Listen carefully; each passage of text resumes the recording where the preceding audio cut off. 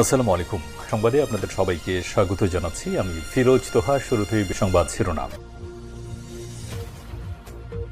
বাংলাদেশের সর্বশেষ গুরুত্বপূর্ণ আপডেট সংবাদে আপনাকে স্বাগত। শুরুতেই সংবাদ শিরোনাম, পরে বিস্তারিত। শুরুতেই জানিয়ে দিব, রাজধানীর ধানমন্ডি ৩২ নম্বরে ছাত্র জনতার দখলে রয়েছে ধানমন্ডি ৩২ নম্বরে বঙ্গবন্ধু শেখ মুজিবুর রহমানের বাড়ি সংলগ্ন সড়ক এবং আশপাশের এলাকা। আজ বৃহস্পতিবার ভোর থেকে এমনটা দেখা যাচ্ছে। এরপর জানিয়ে দিব, ৭ ব্যাংক থেকে সালমান এফ রহমান ঋণ নিয়েছেন ৩৬,০০০ কোটি টাকা এবং শেয়ার বাজার থেকে তিনি অবৈধভাবে দখল করে নিয়েছেন ৬৬,৬০০ কোটি টাকা।